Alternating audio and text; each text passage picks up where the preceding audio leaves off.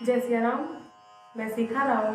आज हम आप लोगों के सामने ब्रह्मताल की आड़गी लयकारी को लेकर आए हैं, लेकिन इससे पहले हम ब्रह्मताल को देखेंगे और उसके मात्रा विभाग ताली खाली को देखेंगे।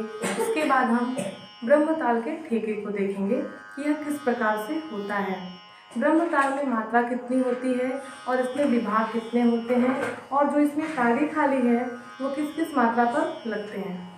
तो आइए अब हम इसको देखते हैं। ब्रह्मताल, इसमें मात्रा जो है 28 होती है और विभाग 14 होते हैं। अब ताली की बात करते हैं। ताली जो है 1, 5, 7, 11, 13, 15, 19, 21, 23 और 25 पर होती है। खाली जो है वो 3, 9, 17 और 27 पर होती है। अब हम बात करते हैं ब्रह्मताल के ठेके का। ठेका जो है वो इस प्रकार से है। धा धिन धिन धा तक धिन धिन धा तक धिन धिन धा ती ती ना ती ती ना तू ना कत ता धागे ना धा तक धिन गदिगन धा। इस प्रकार से यह हमारा ब्रह्मताल रहा। तो आइए अब हम ब्रह्मताल की आड़की लयकारी के बारे में जानते हैं। ब्रह्मताल की आड़की लयकारी जो है वो 3/2 है।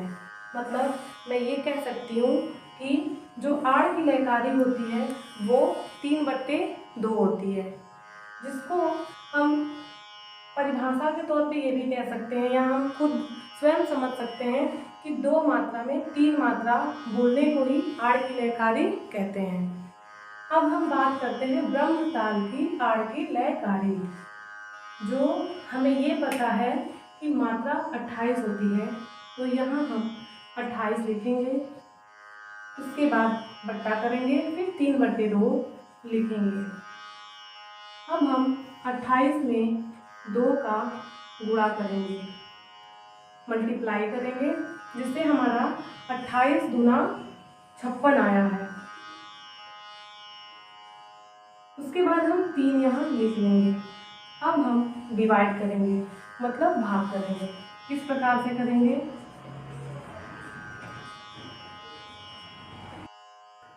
तो हम जब मल्टीप्लाई करेंगे तो 56/3 होगा। अब हम भाग देंगे तो 3 एकम 3, 5 में से 3 जाएगा 2 और यहाँ 6 उतारेंगे, 3×8 24, 2 से 2 कट जाएगा, 6 में से 4 जाएगा 2 होगा। इस प्रकार से 18 सही 2/3 हुआ। ये लगभग आपको समझ में आ गया होगा ये कैसे आया है। मैं फिर से इसको एक बार एक्सप्लेन करना चाहूँगी कि ब्रह्मताल की आड़ की लयकारी 3/2, फिर मैंने मात्रा लिखा है, उसके बाद 3/2 जो आड़ की लयकारी होती है वो मैंने लिखा है। उसके बाद मैं मल्टीप्लाई की हूँ, मतलब गुणा की हूँ। उसके बाद जब मैं 28 में 2 का गुणा की हूँ तो वो 56 आया है। फिर मैंने बट्टे करके 3 को लिख लिया है, क्योंकि मैंने इसमें तो कोई गुणा नहीं किया है। अब बराबर इसको मैंने भाग दिया है, आप देख सकते हैं। तो मैंने जब भाग दिया है तो 18 बार में हुआ है और शेष हमारा 2 बचा है। तो जो शेष है उसको हम ऊपर लिखेंगे और जिससे मैंने भाग दिया है उसको नीचे लिखेंगे। इतना आपके समझ में आ गया होगा। अब हम बात करते हैं आड़ की, कि हम ब्रह्मताल की आड़ को किस प्रकार से बनाएंगे। हमें ये दिक्कत हो रही होगी, जितने भी ये ताल है, दिक्कत ये है कि जैसे 2 मात्रा है तो हमें 3/2 का मतलब ये होता है कि हमें 2 मात्रा बनाना है। अगर 1 मात्रा है, जैसे यहाँ धा है, तो वहाँ हमें 2 मात्रा बनाना है। तो जब हम 2 मात्रा बनाएंगे तो उसको अवग्रह से ऐसे लिखेंगे, और जो जिसमें 1 मात्रा में 2 मात्रा है उसको ऑलरेडी हम उस मात्रा को तोड़ देंगे, आई मीन अलग अलग टुकड़ों में उसको लिखेंगे। तो चलिए अब हम लिखते हैं।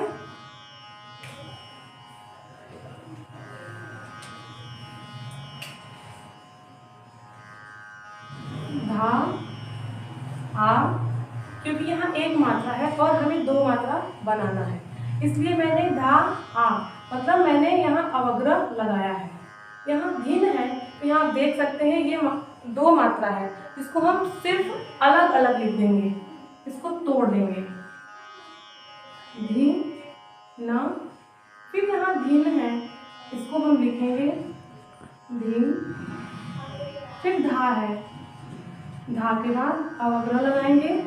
ट्रक है, ये भी दो मात्रा है, इसको भी हम ट्र क के फॉर्म में लिखेंगे। धीन है, इसको हम इस प्रकार से अलग करते जाएंगे। फिर धीन है, इसको फिर से हम अलग करेंगे। फिर यहाँ धा है, तो धा आ अवग्रह लगाएंगे, दो मात्रा करना है और इसमें ऑलरेडी दो दो मात्रा है, तो ट्र को अलग करेंगे, क को अलग करेंगे। फिर धीन है, धी को अलग करेंगे, ना को अलग करेंगे। फिर यहाँ देखना है धीन है, तो यहाँ फिर धी लिखेंगे और ना लिखेंगे, अलग करेंगे। यहाँ आप देख रहे हैं कि धा है, अब यहाँ हमें दो मात्रा लेना है। जैसे हम धा आ, अब ये ती है, तो वो भी एक मात्रा है, तो अब हम उसको दो मात्रा बनाएंगे। तो ती, यहाँ अवग्रह लगाएंगे, एक और ती है, फिर यहाँ अवग्रह लगाएंगे हम। ना है, वो एक मात्रा है, तो हम उसको दो मात्रा करेंगे। ती है, फिर हम इसको अवग्रह करेंगे। ती, फिर है, तो फिर उसको हम अलग लिखेंगे, दो मात्रा बनाएंगे जिसमें अवग्रह लगाएंगे। ना है, ना में अवग्रह लगाएंगे। तू है, फिर तू के बाद अवग्रह लगाएंगे। ना है, ना के बाद अवग्रह लगाएंगे। अब आते हैं कत। अब ये दो मात्रा है, तो इसको हम अलग अलग फॉर्म में लिखेंगे। ता है, तो इसको हम दो मात्रा बनाएंगे अवग्रह लगाकर। धा गे है, तो धा को अलग लिखेंगे और गे को अलग लिखेंगे। फिर न धा है, न को अलग, धा को अलग। ट्रक है, फिर ट्र को अलग और क को अलग। धीन है, फिर यहाँ धी लिखेंगे और ये न लिखेंगे, अलग कर लेंगे। गदी है, ग को अलग करेंगे और फिर दी को अलग करेंगे। गन है, ग को अलग और न को अलग। ये मैंने जितने भी ये जो बोल था मैंने उसको अलग अलग फॉर्म में लिख लिया है। आई मीन हम ये कह सकते हैं कि दो दो मात्रा कर लिया है। अब हम इसको क्या करेंगे, तीन तीन मात्रा करके, ये जो आप यहाँ देख रहे हैं 3/2 दो मात्रा में मैंने किया। उसके बाद अब तीन तीन मात्रा करके इसको पीछे की साइड से हम बांधेंगे। हमें आगे की साइड से नहीं बांधना है, हमेशा आड़ की लहकारी में हम पीछे की साइड से ही बांधेंगे, इसका ध्यान रहे। 1 2 3 हो गया, 1 2 3। तो अब हम इसको यहाँ कर लेंगे, जैसे ये समझने में आसानी होगी हमें, क्योंकि वहाँ स्पेस नहीं है।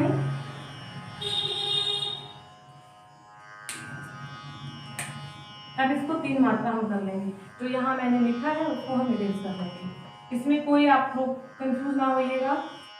अब हम फिर तीन मात्रा बांधेंगे, 1 2 3। इस प्रकार से हम तीन तीन मात्रा को बांध के चले जाएंगे।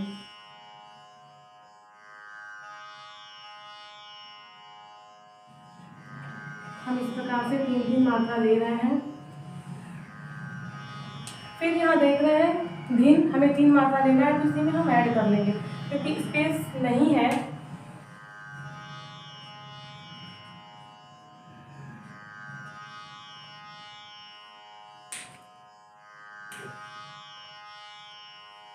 ये हम इरेज कर देंगे।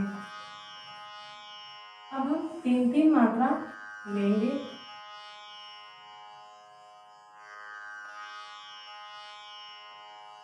अब हम यहाँ देख रहे हैं कि एक मात्रा कम हो रहा है, तो जहाँ एक मात्रा आगे ही कम होगा तो हम वहाँ अवग्रह लगा देंगे।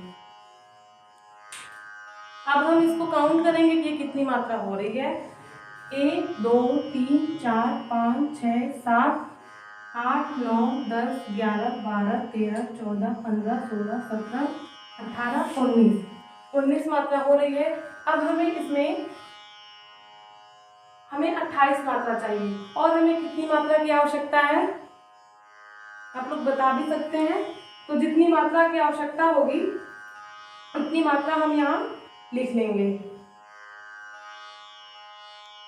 9 मात्रा की होगी, 9 मात्रा हम लिखेंगे यहाँ से 1 2 3 4 5 6 7 8 9 यहाँ तक हम लिखेंगे। लिखते हैं।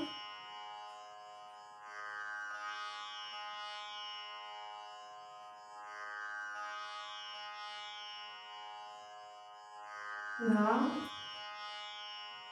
धिन धिन धा रक धिन